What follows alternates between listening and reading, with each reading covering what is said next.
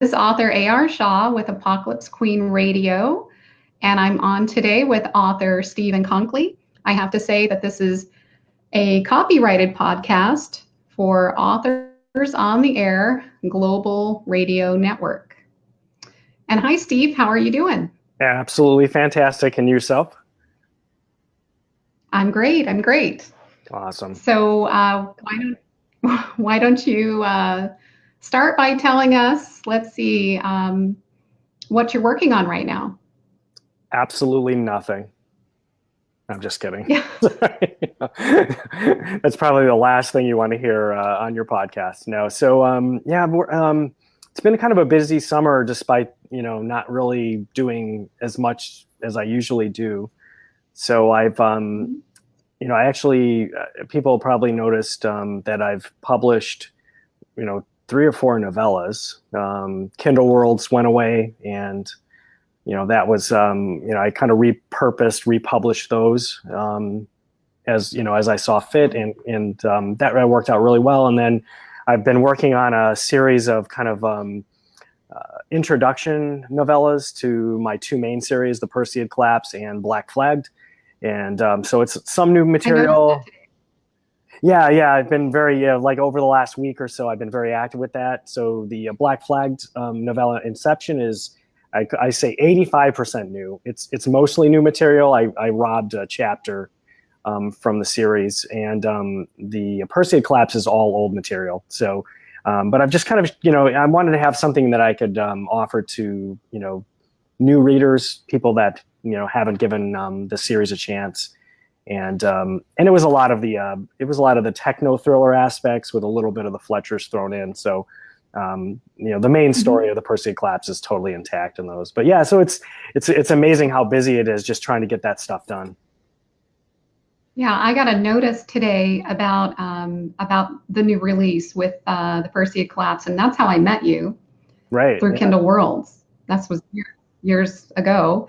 And I thought, is this a whole new book? What is he doing? So I downloaded it and saw that it's kind of a prequel story to the whole series, which is really cool. Right. So yeah. That was pretty neat. Yeah, it was kind of hard to, I kind of struggled with it because, I certainly don't want Perseid Collapse readers to download it thinking it's new. But it has a new cover, so that's a whole another thing. I'm rebranding. You know me and covers. I love covers. So yeah. The whole thing's being rebranded. So it looks brand new. Mine to you. Yeah. Right. What do I do? Right. And I've never met a new cover concept I haven't liked. So that's my problem. We already have several folks chiming in. Claude Bouchard is a friend of both of ours. He says hi. Jax, of course. Jax, Kate Papazero. Yeah. Yep. Ashlyn Waterstone says howdy. And that's it so far. So you guys ask your questions. There's a lot going on with Steve recently.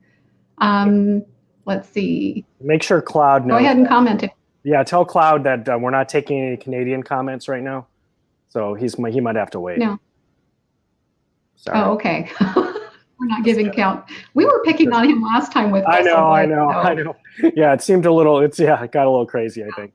But definitely ask them. They can ask any questions. I know all of them really well. So, yeah. Yeah, Jack says, "Good to see you." You can see these comments, can't you, Steve? Yeah, on the right? I may have to put on my weird-looking glasses. So, I hope that doesn't ruin the persona. Actually, hold on. I'll get in there. Yeah. Okay. There we go. Good to see you. Yeah. Jax has been around for a long time, so good to see you there. Same with Ashlyn and Kate. Of course, Kate. What's next? Come on. I got a sneak peek today, but I'll let you talk about it.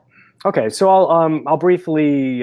So this is the Apocalypse Radio, Apocalypse Queen Radio. So we'll kind of shift gears. This is not apocalyptic. My new series.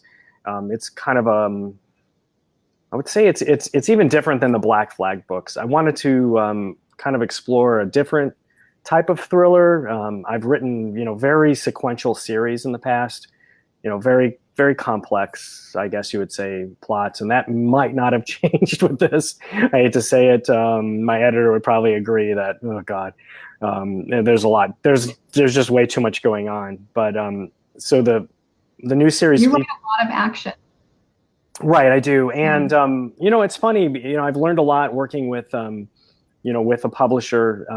There's still a ton of action in it. It just things get a lot more streamlined. In the book, it's there's a little more of a focus on the human element. I've that's not something missing from my books, but so the main character, Ryan Decker, he's an ex-CIA operative. He's also a former Marine, and he's when you meet him in the book, he's at the pinnacle of his career. He is essentially on the verge of rescuing a senator's daughter from a human trafficking ring. This is something that no one thought. The daughter had disappeared and been gone for months, and his team actually found her, tracked her down, and things go absolutely haywire and wrong from that point. So he's a hero in chapter 1, or you call the prologue, and he's a convicted felon, completely disgraced, everything in his life ruined in the next chapter. So everything goes wrong after this one mission, and the entire book is about him seeking revenge and redemption. So it's definitely a different kind of story. It revolves around a lot of government conspiracy and stuff, but beyond that, that's the only similarities with my other books. Cool. That's exciting, though. And Claude has said he's only going to speak French to us now. We're in trouble. He's one of those Canadians, the French kind. Great. Yeah, apparently. Well, Claude. Yeah. He says all my questions to Steve going forward will be in French. And Kate says more. Jean Winans. She says hello from Grandma Jean in Texas. Okay, I know everyone has like their code name, so I always wish I had written under like a pen name. So yeah, I recognize Grandma Jean and all these. Yeah. Oh, okay. And Randy, we both know Randy Powers. Yeah. He says anytime is the right time for the apocalypse. I know. It is true. Anything can go wrong at any time. And this, like I said, this new series is more of a personal apocalypse than a bigger picture one. Right. It's more of it's a thriller, and you do action writing fantastic. So I know this will be great. Yeah. Michael Havelka as well, he's a friend. Cool. Yep. Awesome. Let's see. Kate says you have a depth to your stories that is mind-boggling, and it's true. You at one point I remember talking about trying to keep the timeline straight. Oh, yeah. And I don't think it was first lapse, but you had a program and everything where you were talking about how to make sure you are correct on all your timing. Yeah. And that it's hard to keep track of when you're dealing with different scenarios. I did have a program, and the program couldn't keep up with me. So yeah, I have actually ditched it, and I really just use paper, the old Post-it note method. You've seen it. Yeah. You were the plug guy. Yeah. Yeah. Which I can't do. I made a good effort, and it just doesn't work for me. But that's fantastic that you still do that. Yeah, and I don't, I do it for every book more out of habit, but it always helps out in some way. It doesn't always, it's not the end all be all or the complete solution, but it just helps to be able to kind of look at a board.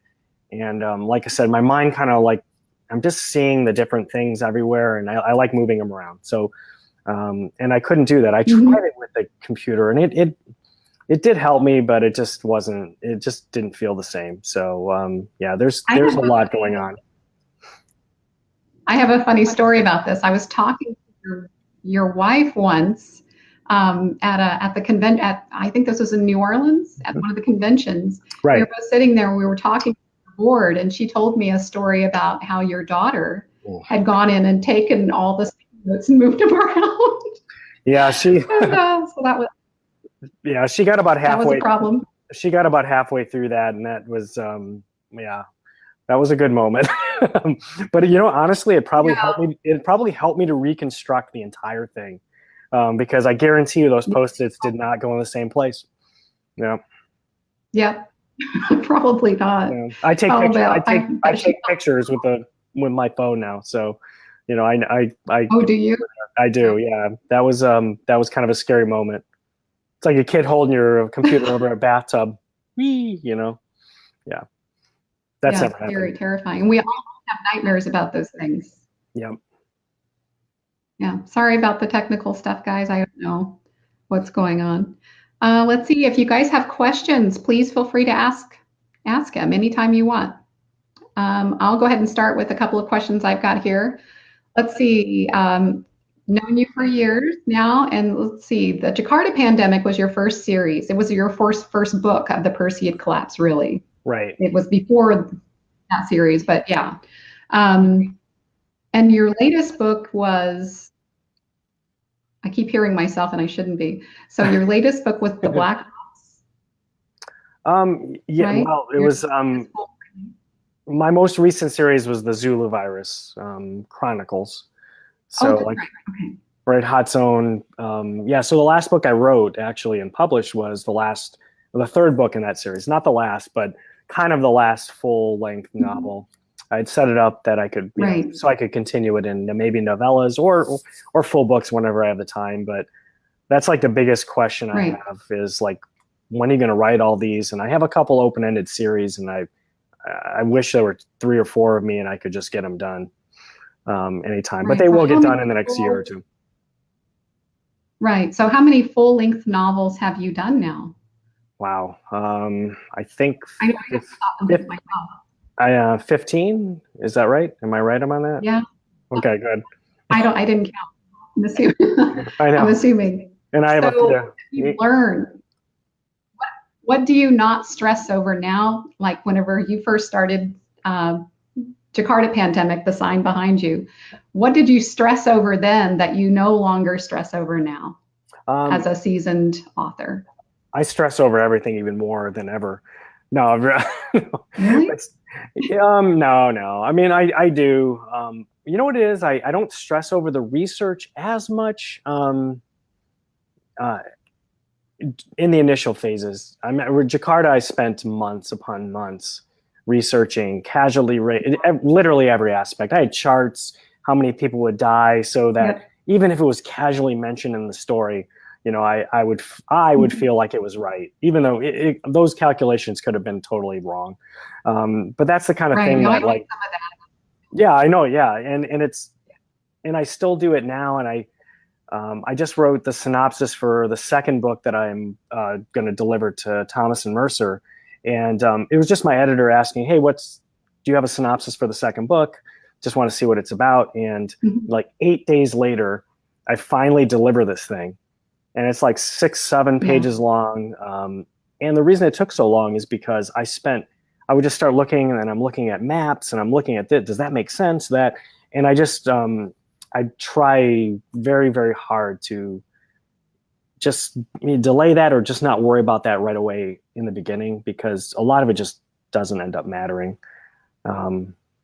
Right. You don't end up using less than a quarter of what you actually read. It's interesting. Right. You get lost in it. Totally lost. Yeah. Cheryl Elliott says, I love the Kindle worlds coming back bigger and better.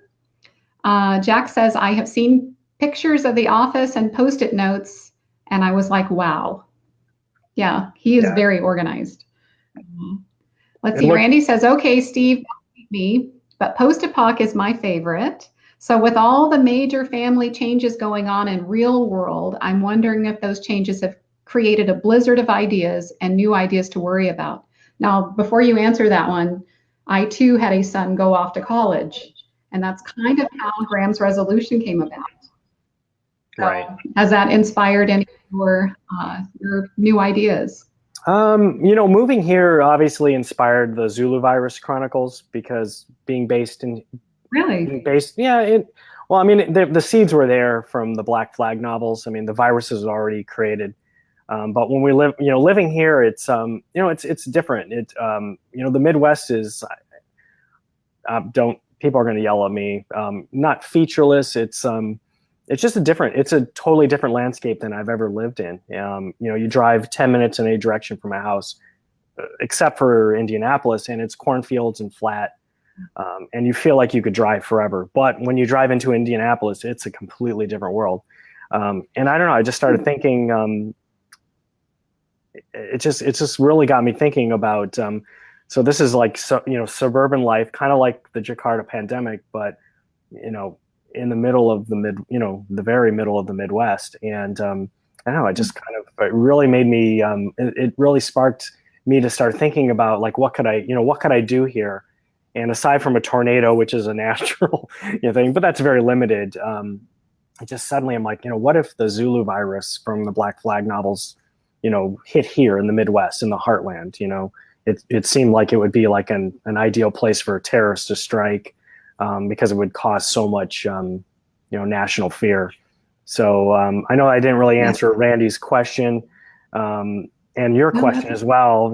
My son's at Purdue University now, so we've already mapped out all those routes and given him a plan, for where to meet us. So maybe it has an influence exactly how it works. Yeah.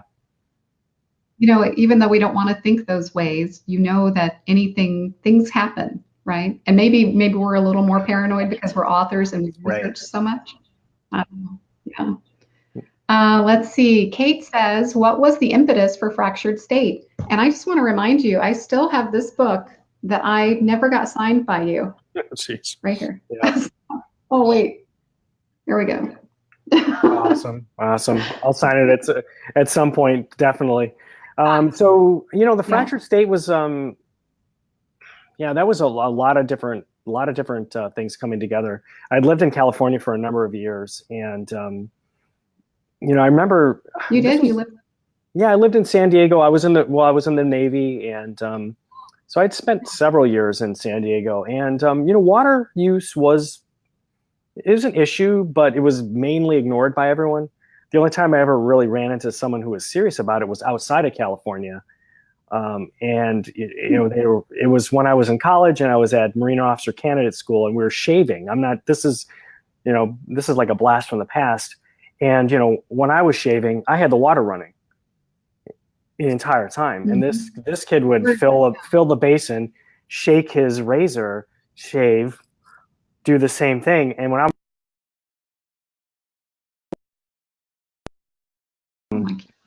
it was I'm okay. Yeah. And gotcha. I just popped up on the screen there, very big. I'm like, I don't understand what the issue is. And he explained to me and this was like in 1992. So remembering that and living in California, it's always been on the kind of just on the fringe of my mind. And when I wanted to come up with a new apocalyptic dystopian series, which I also wanted to be a heavy thriller, it really just struck me as like, this is like the kind of almost the perfect storm brewing. And as we've seen over the last couple of years, with all the fires and all the different issues they've been having in California, I just thought it's a fertile ground for like kind of a near dystopian 20 years in the future. What could be going on in California at that point? So yeah. No, I thought it was a great premise for the whole story, and him having to what extents he went to recycle water and breaking the law to recycle water in his family home. That was pretty amazing. Right. And that's, it is real. It's reality. I mean, in California now, they are drinking water that's been recycled from their waste, like body waste. It's, that whole, I mean, that's an act. Yeah, exactly. Now, I mean, that's a degree, that you can get. Wow. I didn't make that up, like with the, all the different University of California universities. Water waste recycling and management is like a major issue. So I can share some articles later from the San Diego Tribune, which is like, you're drinking your own poop or something. It's really horrible, but it is true. Yeah. Like if only the tourists knew what they were drinking. Ugh. So, but it works. Every time I fly in there is something, it's just so dry, and I'm from Texas. Right. So it's significantly drier there. for some Right. reason. Yeah, just outside of the cities, it's absolute desert. Yep. Yeah. So Randy says, here's another question. I know from doing a lot of video edit work that the best move is to simply trust my eyes. With that said, when it comes to timing and writing, is the best move to just trust your inner monologue as you're writing, or will that just lead you down the road to nowhere? I'll answer first. I just listen to my gut and I roll with it, Randy. You go ahead. I do the same thing. Same? I mean, I have a synopsis and I know generally what's going to happen in a novel, but if I'm writing and something else is happening, I don't worry about it. I just let it go. And I think 98. I mean, I haven't run across a situation where it hasn't worked out for me. So trust your inner monologue, okay. Randy, please. I agree. Yeah.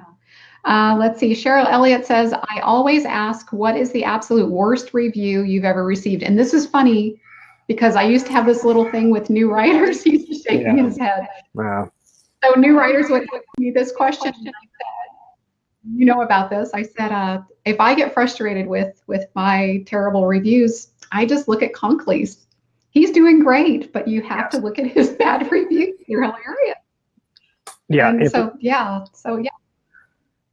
Yeah, if you want to feel good about yourself as a writer or as anyone, just in general, go to the Jakarta pandemic,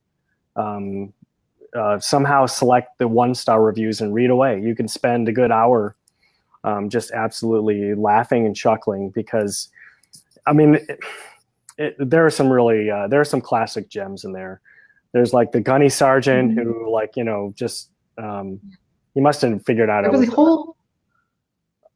was a whole argument. It was a complete diatribe, and I'm like, and I'm just very slowly trying to tell him, like, and I don't engage in the reviews anymore. But I'm like, Gunny, it's fiction. It's like watching Friday the 13th and arguing with the director. Yeah. Like, it doesn't make any sense why they would go down in the basement by themselves. Why would they do that? I'm not watching this anymore. This is nonsense. Yes, they have to go down because they have to be killed.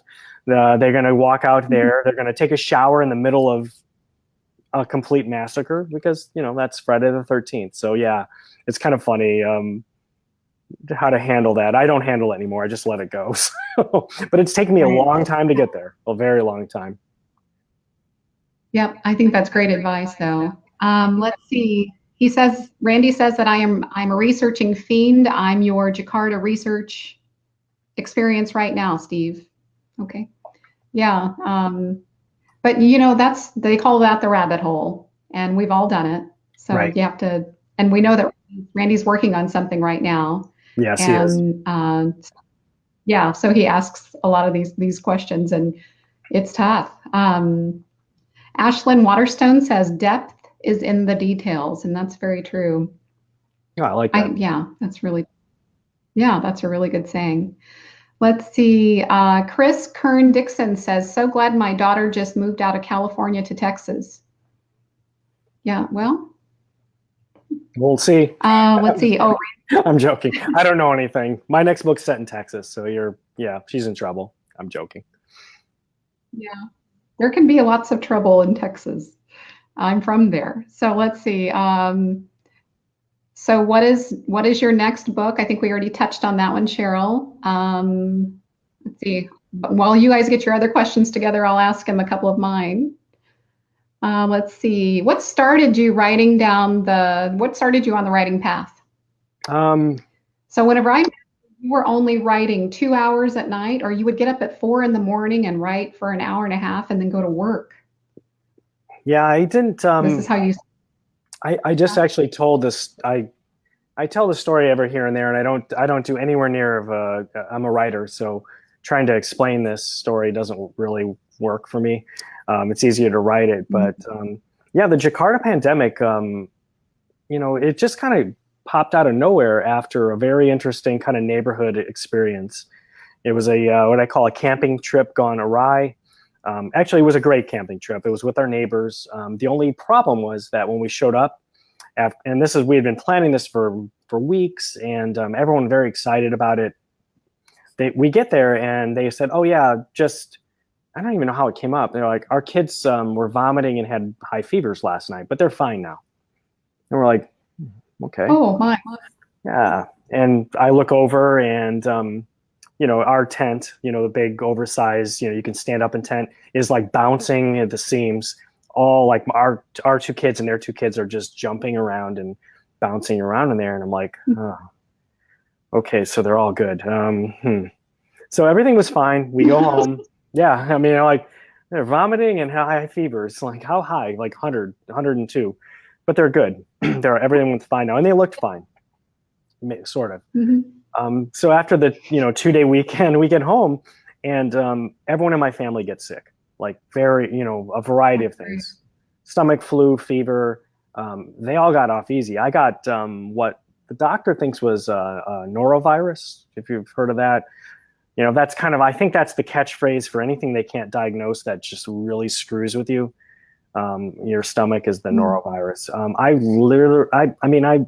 I laid in bed for several hours thinking that I was not going to make it through. I wasn't feverish, but I just had this like sharp, almost like stabbing pain in my stomach. And when I finally got over it, could get into the doctor, it went away and it was gone, aside from just like, what you would normally feel from stomach. And we were laughing because I'm like, it's amazing. It went through our entire family and everyone thought everything was fine. And they thought nothing of having us over, and still going on this trip. And after that, I'm sitting in my office on the second floor of our house and just watching the kids go back and forth in the neighborhood. And over the next couple of days, reports of everyone else getting sick in the neighborhood. So anyone that knows, has done the research, and I've pointed out before, my neighborhood looks very similar to the one in the Jakarta pandemic for a very specific reason. I took everything, that experience, and then just kind of extrapolated it to like what would happen if like a real deadly virus hit, because I thought it'd be the same thing. People would be letting their kids come over, do this, do that, and what would you have to do to actually survive and contain or quarantine yourself? So, long story short, that's how the Jakarta pandemic came about, and I just started writing the story, knowing nothing at all about writing, and just kind of eked it out over a couple of years, and that's it. Yeah, Kate says, Kate Papazero, I hope I'm saying your name right, Kate. Sorry. Paparazzo. Weren't you Paparazzo? Okay. Weren't you also in pharmaceuticals at the same time? I was, and that. So that that also was very easy world to merge into.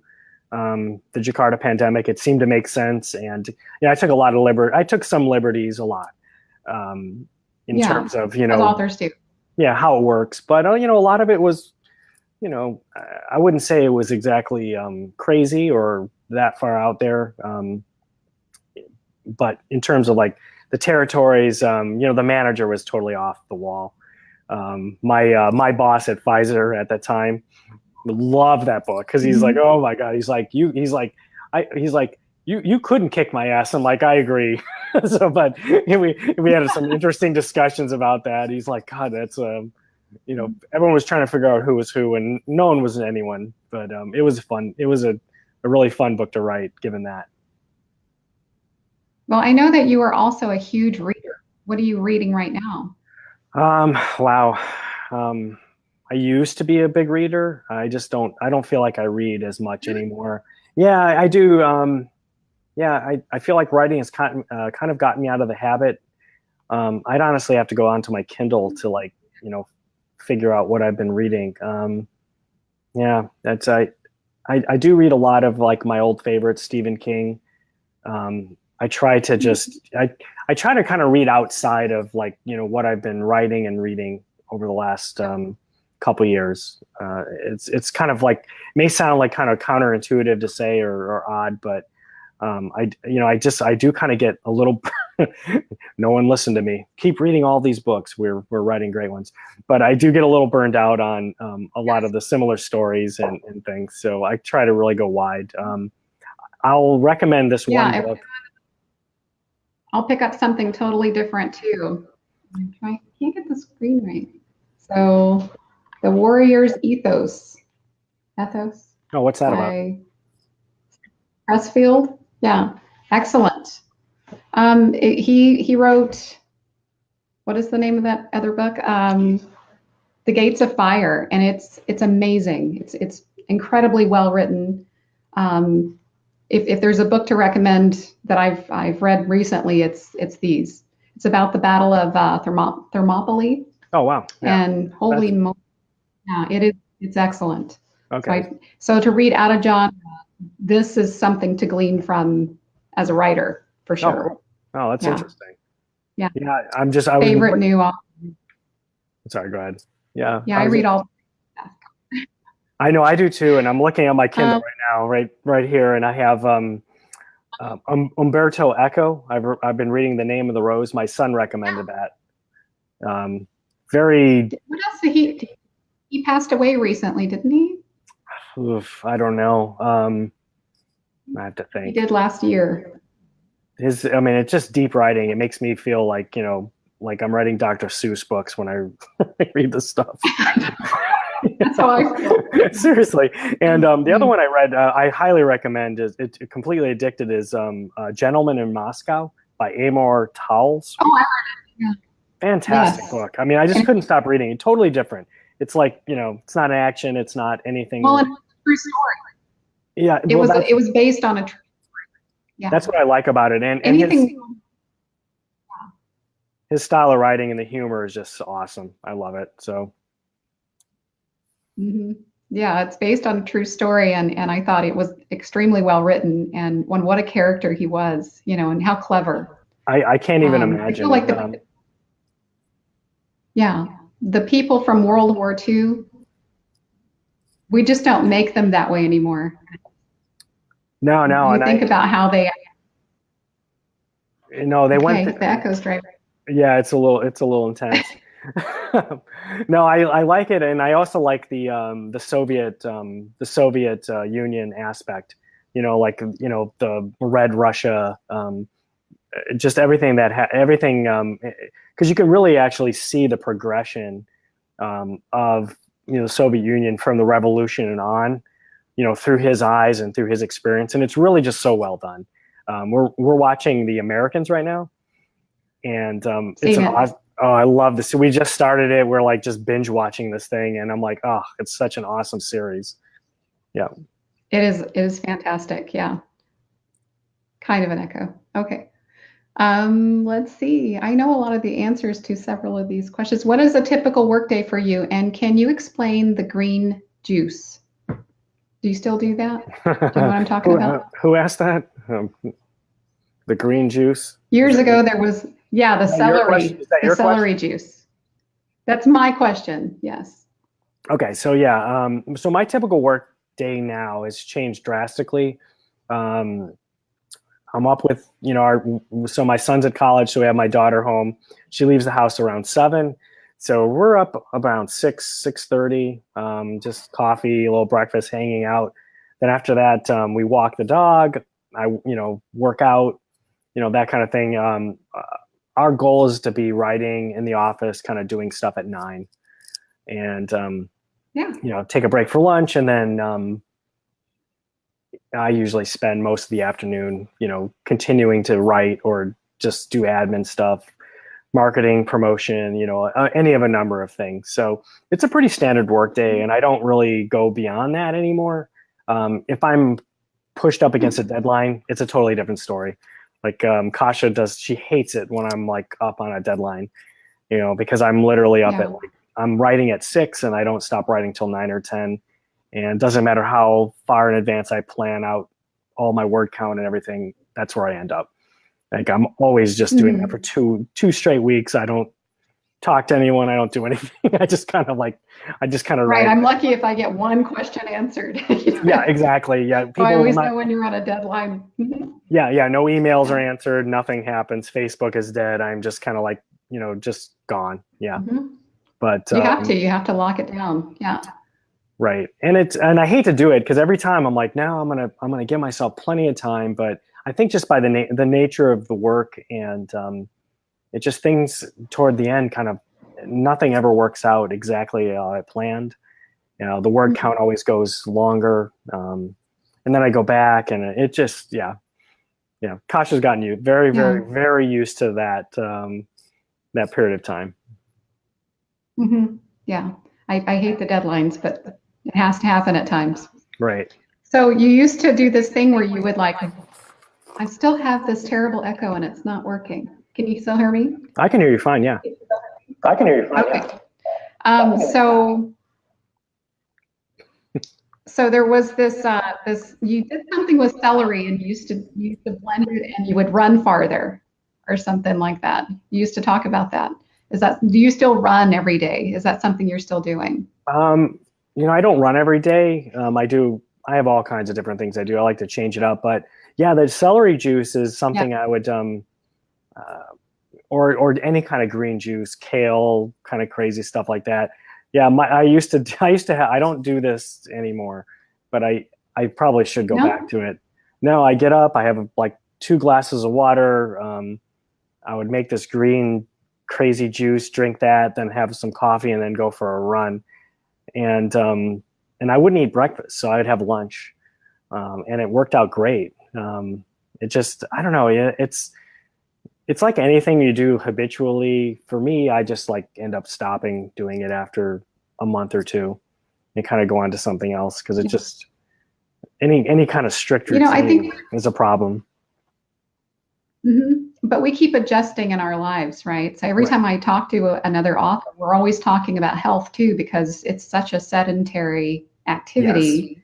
I know people who write standing up. I know you even had like a treadmill test. I do. Yeah, and I don't use it, and I don't. You know what? I'll use it when the winter comes. I'll be on the treadmill desk. You'll see pictures on Facebook of that. But now that I can be outside, if it's pretty hot, I'd prefer walking for an hour or so, or going for a jog really early. I have a rowing machine I've been using lately, which is a great workout. But like anything, I just know it'll, 3 weeks from now I won't be using it. I'm very predictable that way. We know about So this is kind of an interesting question. What is the best thing you ever purchased as a writer? Like what benefited you the most? I think the exact question is, what is the most interesting purchase you've made as a writer? Wow. That's interesting. You've done so many interviews, I thought I'd stump you with one. What's that? Yeah, that is a good one. I'll go somewhere like completely different with this, and instead of like an actual object or a cool keyboard or a chair or anything, I think one of the best things I've done is purchased, if you call it purchased, co-writing or co-working space. So we have like there's several co-working kind of concept locations in the Indianapolis area, and so that's something that we've done recently to get out of the house. It helps us kind of break up the routine. So, we'll go, there's one just in a neighboring town. It's kind of a small village place. And there are a couple down, like they're a little more industrial, a little busier in Indy, but, so we pay $75 each, and it's well worth the investment. So we can go to any of, they have like a reciprocal agreement. So yeah, we just go in there, you just plop your stuff down, and it's funny how so it's like a coffee shop, but not with the weirdos. It's like a coffee shop, but it's an office with your own with your own music. Everyone in there is working. There's no that's the thing I think we found. You actually feel like you're in an office, but you're not like there's no boss coming by asking for the TPS reports or telling you have to come in on the weekends. You know what I mean? So so that I have to say, as of late, we don't use it all the time. And, if we go 3 weeks without using it, it's like, oh God, why are we paying for this? But I feel like when we do use it, it makes all the difference. It's great for breaking a rut at home and just getting out. You feel very productive, and you actually are productive. Yeah. So there you go. That's a great one. I've not heard of that. Do you travel to your sites for research, or do you Google Earth the research? That's a Kate. I'm gonna butcher her name again. I'm sorry. Kate P. Just say Kate P. P. She's good. No, I don't. I mean, traveling for research is, it's very expensive, time consuming, and a lot of times I'm like, I do write a lot of local stuff. So, so for the Zulu Virus Chronicles, it was all based in and around Indianapolis. So, I was able to drive everywhere. I drove all those routes, stood on the corners of those streets and, just kind of looked around, and, I've done that. Same thing with the Perseid collapse. It was all based in New England and Maine. I was able to see everything and do that. So for the Black Flag, series, I did not go to Kazakhstan. I didn't go to Argentina. So I rely heavily on Google Earth for that. Yeah, but you've traveled quite a bit, though. I've seen the pictures. Like you went to Russia?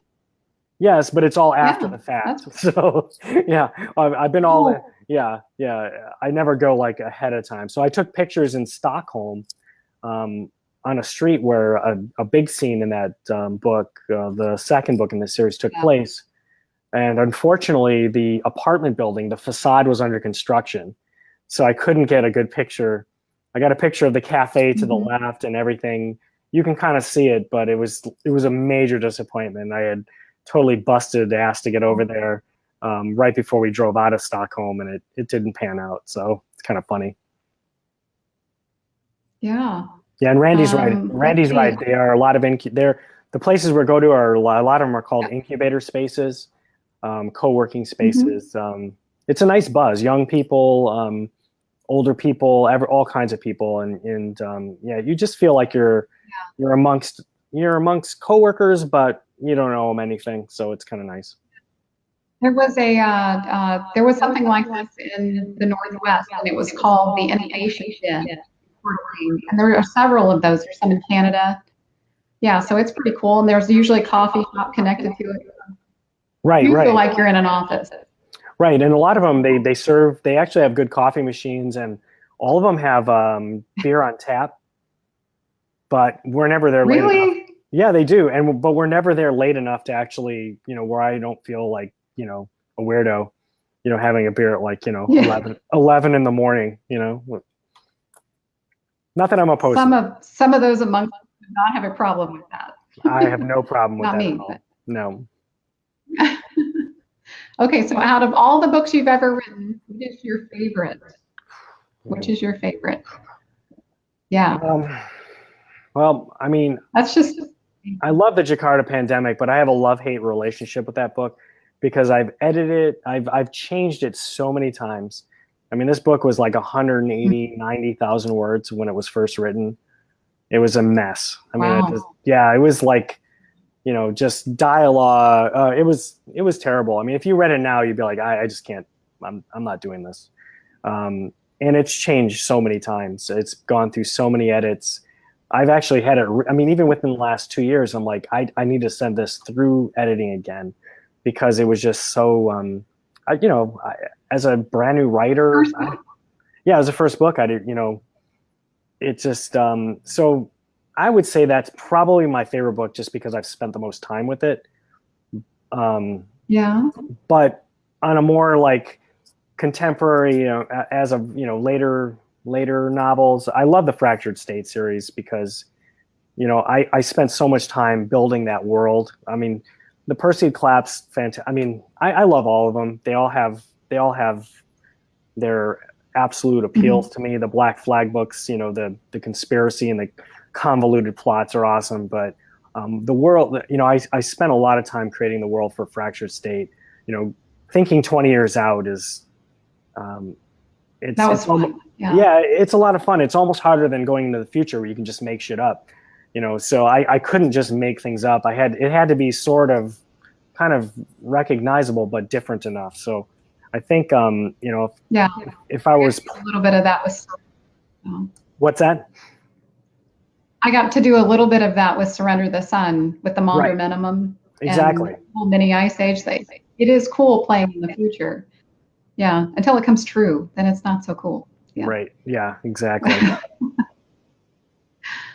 Okay, so where can readers find your work? They can't. I have it hidden completely away from everyone. All my book, all my work is on Amazon. If you type my name in, it'll all come up. I think the best way to do it is actually to search. What's that? There's only one Konkoly, as far as I know. There's one other Konkoly, and I think he's written a book about an observatory in Hungary. There's a Konkoly observatory, which I'm going to visit at some point, because that's the only notable Konkoly I know of, outside of I'm not notable, but outside of myself throughout the world. So, but I think the best place to look is the author page. Okay, cool. Let's see, Randy has a question. He says, how did you know that you were a writer as opposed to knowing you just had a book you had to write? I didn't. So, I mean, after I wrote that book, it's kind of a hard question.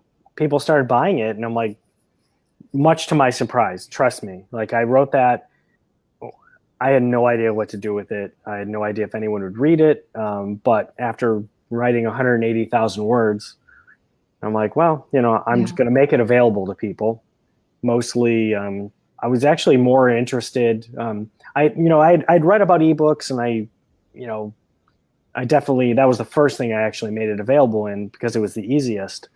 But that was like more like big picture, I had no idea who would buy it. But putting it in paper copy was what I really wanted to do, because, that's like, when you have a book in your hand, that's like a real book, right? With a real cover, even though my cover sucked. The first one I had was just like, just some miserable thing I'd cobbled together. It was horrifying. And yeah, but, once I had that book in my hand, I feel like that's like what I thought. I'm like, I actually created a book and people are buying this. So, I guess I'm a writer. I have no idea. And then as more and more people bought it, and I'm like, yeah, I guess this is like a real thing. Like, it's viable, and it just kept going and going from there. How many different covers did you have for just the Jakarta pandemic? I've kind of watched the progression. Yeah. So I had this like horrible like thing I made through CreateSpace, which was like, I had taken some images off the internet, and it was bad. The one behind me here, that's actually, yeah, you can see it right back there. That's the, that's the first Black Flag one. That one, that has also been through like several iterations. But the Jakarta pandemic, so that was, there was a terrible first one. This was I had contracted Jerome, or Hiron Tenberge. Contacted him through Blake Crouch, actually, who I'd reached out to very early in my career. And Jerome has done, a number of different cover variations for, so I think we're on like 4 at this point. And same thing with Black Flag. It's just a constant evolution. I don't like to sit still with covers for very long. It just seems like things constantly evolve, and having an older book, an older series, if the new great cover is, a different type of theme or arrangement, it's silly to kind of stay static and keep the old one. So, yeah. Kate asks another question. The question for both of us. She said, what would you do differently? Sorry about the echo. Knowing what you know now about the industry. I'll let you go ahead and do that. I was about to tell you to go first. It's changed. So the industry, first off, has changed so much since both of us have started. Yeah, it really has. And I think if I could go back and do one thing differently, it would be to really just finish each series. I don't know if that makes sense. I mean, I did that with the Perseid Collapse, but like Black Flag, I always regret. I kind of get distracted. And, after writing 4 books in a series, I mean, if I was like Lee Child or Patterson or any of these guys getting paid, $1 million to write the next book, you'd see Alex Fletcher number 85. I don't care. He could be in a walker. Seriously, they could be pushing him along in his walker, and he can be directing, whatever's going on. But 4 books of that series, and I'm like, yeah, I need a change of direction. I'd like to interact with new characters, and I had new ideas, the Perseid collapse. But I do see the value in pushing forward and completing a series instead of letting it hang over. And it's partly a reader, from a reader perspective, I want them to have completion. But it's also from mine. I feel like they're hanging over my head. Like right now I have, the 6th Black Flag book and the last Fractured State book. They're, hanging over my head, and I want to write them, and I have them all ready to go. It just, because of contracts and different things going on, I just don't have the time to do them right now. So yeah, that would be that would be the one thing I could change. Just stay in one series, finish it, and then move on. Sorry. How many books in a series do you think is rational for a reader? See, I think it's 3, and beyond that, I think you lose some of your readership after the 3rd book. Is it then just, it depends on the storyline too, Right. I mean, for the Black Flag books, I mean, I think if I had written them 1, 2, 3, 4, 5, and 6 in a row, that would have been fine. It's just the way those merged together. There was so much going on in them. But for the Perseid collapse, I had, even when Dispatches was kind of a bit of a stretch. There was a lot of demand for a 4th book. I'd closed it out in Point of Crisis, but there were some unanswered questions. You can always keep going, especially in the post-apocalyptic books. Yeah. There's always more. There's always things. You know what I mean? The end of the world. Right. It's the end of the world. Yeah. And, they solved it. Okay, but what happens? What are they doing a year from now? So, is that series done? Yeah, it is done. But I could see, Alex Fletcher in, another 10 or 20 years. But that would be a series I write much later. So I think you said 3 books. I think 3 to 4 is about right. About right for a series, unless it's just some really complicated type of plot. Yeah. Yeah. We only have a few more minutes. So if you guys have any other questions, please go ahead and quickly ask them. In the meantime, let's see. Any comments or anything you want to add? No, I'm just reading through. Oh, here we go. Reader's perspective, 3 books is not necessarily enough. I know it, and that's the thing. If all my series are good, so I should just keep going. I know it's very tempting, and so the Zulu virus chronicles. That's an interesting. I'd set it up as a core trilogy with the option, as I call them. I left some things open, so I could do novellas or full novels, but it's just not going to happen right now. But, that's another one. I don't feel like I had closed it out as well as it wasn't a solid close, like everyone riding off into the sunset. So, it kind of goes back to that original question of, if you start a series, finish it. But if people are demanding more, why not, sometimes, if you can keep it going. I mean, that's... Well, I'd say this, I'm 5 books into the Graham's Resolution series, and there's more to come, right? Because now I'm on the next generation of survivors. So I'll continue to go back to that. Right. But sometimes you have a series that, like Surrender the Sun, where it's just going to be a 3-book series. It's a full story. You just know when it's the end. And Claude says, he says, crap, I have 15 out of he says, I have 15 out of so far. Yeah. So, but he was supposed to say that in French. I'm just going to point that out. I can't really tell what he's saying. So I don't know. It could be in some language. No, I think he has 15 books out so far.